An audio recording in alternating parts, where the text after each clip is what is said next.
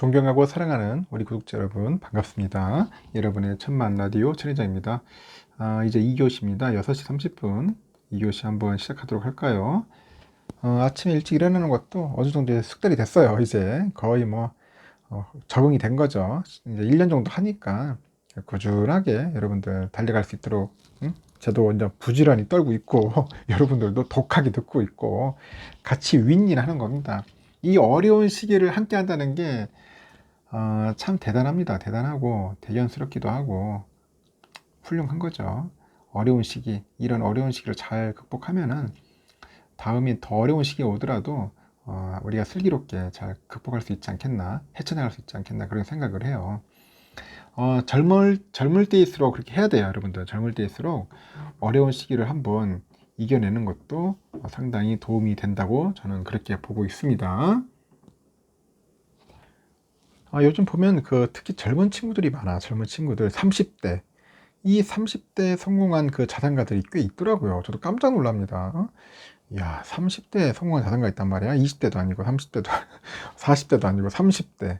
20대는 거의 현실적으로 좀 힘들고 보통 빨리 해야 40대, 50대인데 30대에 성공한 자산가들이 말하는 성공하는 방법 중에 뭐가 있냐면은 이런 게 또 있는 것 같아.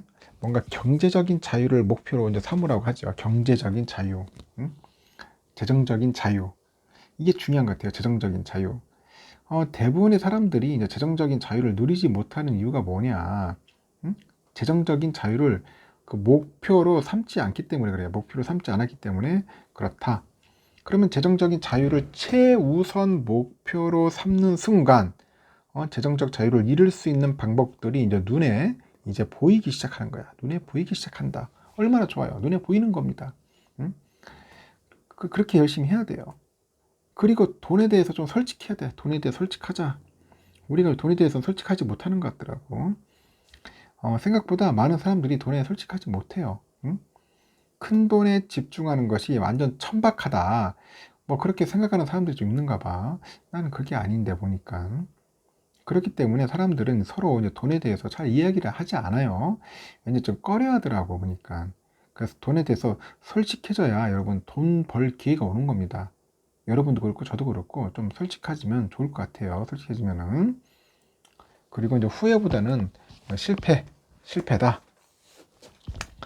근데 결국 그거야. 이제 세상에는 겁쟁이가 돼가지고 후회하거나 용기를 내서 실패하거나 또 이런 두 부류의 사람이 있어요. 겁쟁이가 돼가지고 후회하거나 아니면은 용기를 내서 실패하거나. 하지만 성공은 늘 용기를 내는 사람이 쟁취를 합니다. 용기를 내는 사람이. 그러니까 두려워하지 말고 용기를 내시라는 겁니다. 투자도 마찬가지야. 용기를 내서 하는 거지. 두려워서 안 하면은 절대로 성공할 수가 없어요. 하여튼 용기를 내지 않으면은 100% 후회한다. 진짜 모든 일도 그래요. 사업하는 사람도 그렇고, 연구하시는 분들도 그렇고, 꼭 용기를 갖고 하셨으면 좋겠어요. 그러면 모르면 모른다고 인정하면 됩니다. 많은 사람들이 멍청해 보이기 싫어가지고 모르는 걸 가지고 모른다고 말하지를 않아. 응? 그래서 이제 배울 수 있는 기회가 있음에도 배우지 못하는 경우가 있어요. 그래서 멍청해 보이기 싫어하는 사람이야말로 정말 멍청한 사람이랍니다. 정말 멍청한 사람이다. 멍청해 보이기 싫어하는 사람. 이게 진짜 멍청한 사람이에요. 모르는 걸 인정하고 배움을 찾아다니는 겁니다. 나이가 먹어도 배우는 거야. 모르면 배우는 거지. 뭐가 그게 부끄러운 거야? 안 그렇습니까? 그리고 이유를 명확히 하셔야 돼. 이유가 정확히 해야 돼. 단순히 부자가 되고 싶다는 정도로는 목표를 이루기가 힘들어요. 부자가 되는 길이 항상 좋은 일만 발생하지는 않는다고 하죠.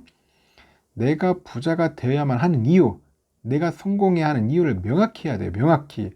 그 이유가 지속할 수 있는 힘이 되는 겁니다. 힘이 되는 거다. 그리고 돈이 없다는 핑계를 댈 필요가 없어. 돈이 생기면 시작하겠다고 말하는 것은 아무것도 시도하지 않는 현재 상황을 정당화시키는 것밖에 되지 않는 거야. 정당화. 마음을 먹었으면 바로 하는 거야. 고야 고. 전진하는 거지. 예?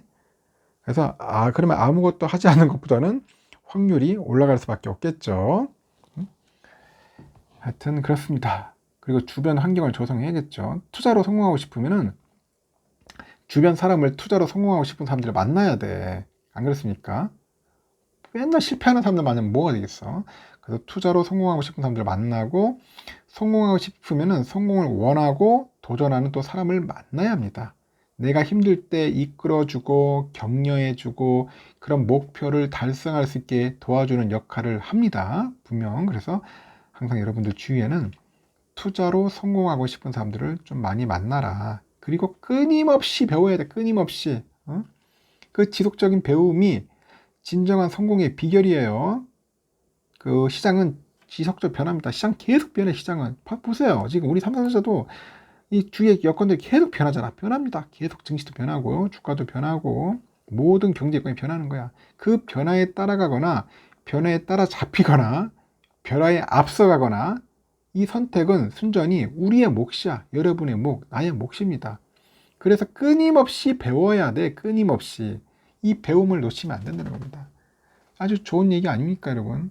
꼭 한번 실천해 보세요. 그럼 젊은 나이에 빨리 성공할 수 있어. 빨리. 저는 그렇게 예상을 합니다. 생각을 하고요. 일단은 삼성은 올해 보니까 시총만 20%나 줄었어요. 지금 삼성 상당히 지금 안 좋다고 하죠. 보니까 다들 막 죽는 소리 하고 올해에만 벌써 시가총액이 128조 원 줄어들었고 기업 분석 전문 무슨 연구소가 있는데 여기서 보니까 2022년 상반기 국내 주식시장 시가총액 변동 그 현황 분석에 자료를 보면은 1월 초에 469조였었어요. 시총이 6월 말 기준 340조로 이제 찌그러든 거야. 삼성의 약세가 주목받는 건 해당 기업이 한국 경제 전반에 미치는 파장이 적지 않기 때문이겠죠. 산업은 물론이고 주식시장에도 큰 영향을 끼치는데 당장 국민연금 공단이 보유한 자산 중에 삼성전자 주식 가치가 10조 원이나 줄어드는 거야. 10조 원이나 줄었다는 그런 평가도 나오고 그 데이터 연구소에 따르니까 국민연금이 보유한 그 종목의 주식가치 총액은 지난해 말 151조 9,100억이었는데 벌써 121조 8천억 정도로 이제 30조 한 1,000억 정도가 줄어들었어요. 30조 1,000억이나. 이 중에 삼성의 주식가치는 지난해 40조 7천억에서 올해 30조 3,400억 원으로 한 10조 1,200억이나 줄어든 겁니다. 문제는 뭐냐? 글로벌 반도체 산업 불황에 대한 우려가 곳곳에서 나오고 있다. 삼성의 약세가 지속될 가능성이 있다는 점을 이렇게 지목을 하던데, 실제 글로벌 반도체 시장에서 큰 비중을 차지하는 대만 반도체 기업들도 최근에 반도체 매출이 많이 감소했다고 합니다. 지금 보니까 반도체 시장 조사 업체에 보니까 대만의 상위 10대 반도체 공급사들 월 매출이 한 13조 1,700억 정도 되는가 봐요. 그래서 5월보다도 5%가량 줄어든 것은 조사됐고, 현재 대만 TSMC도 썩 안 좋은가 봐요. 하여튼 그걸 대만 TSMC 비롯해가지고 스마트폰 애플리케이션 프로세스 기업인 미디어텍, 대만의 대표 반도체 설계 팹리스 기업인 노바텍도 하여튼 상당한 좀 타격을 받고 있다. 그런 이야기가 있습니다. 대만은 자국 기업들이 팹리스 시장 점유율 21%를 차지하는 반도체 강국이에요. 1위인 미국 다음인데 팹리스 시장의 한국 기업 점유율이 1%야. 1%. 비교하면은 대충 알겠죠? 하여튼 이런 나라의 대표 반도체 기업이 매출 감소를 경험했다는 것은 반도체 시장이 냉각기에 접어들고 있지 않느냐 그렇게 보는 것 같습니다. 그래서 현재 통상 매 분기의 마지막 달은 가장 매출 규모가 큰 것이 일반적인데 글로벌 반도체 산업 사이클의 전환점에 대한 조기 경고다. 그렇게 설명하는 사람이 있어요. 6월이 이제 매출 감소가 있으니까. 디램하고 낸드, 플래시 등 메모리 반도체도 경기 침체 충격을 받고 있고, 최근에 월스트리트 저널에서 대만의 트렌드포스를 이용해가지고 2분기 디램 평균가가 전년 동기 대비 10.6% 떨어졌다고 밝혔고, 분기별의 디램 가격이 하락한 것은 2년 만이라고 합니다. 전문가들도 이런 흐름이 당분간 이어질 것 같다. 그렇게 이야기를 하고 있더라고요. 삼성, 카이닉스와 함께 글로벌 디램 시장 대표 기업, 미국의 마이크론, 이 마이크론 3분기 실적에 대해서 2분기보다도 17% 줄어드는 72억 달러의 매출에 그칠 것이라고 전망을 했죠. 삼성, 하이닉스 등 대표적인 한국 반도체 기업 역시 불황을 비켜가기는 좀 힘들 것 같다, 어려울 것 같다, 그런 이야기를 하고 있는 겁니다.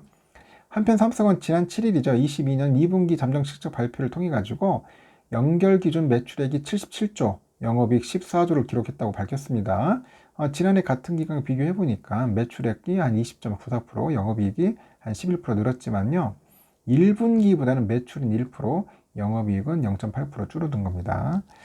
그래서 지금 언론들은 다 그래요. 지금 안 좋다, 굉장히 힘들다, 불황이다, 이제는 괴로울 거다. 그런 이야기가 있습니다. 진짜 그런지 안 그런지 저도 궁금하네요. 하도 막 돼가지고. 그래서 뭐, 일단은 뭐, 안 좋으면 안 좋은 대로, 좋으면 좋은 대로 흘러가겠지만은, 과연 얼마나 더 흘러갈지, 또 예상이 더 바뀔지는 한번 좀 더 지켜보도록 하겠습니다. 하여튼 이런 관련된 뭐 기사와 소식이 있어서 일단 여러분들께 알려드리는 겁니다. 너무 쫄거나 기죽을 필요는 없어요.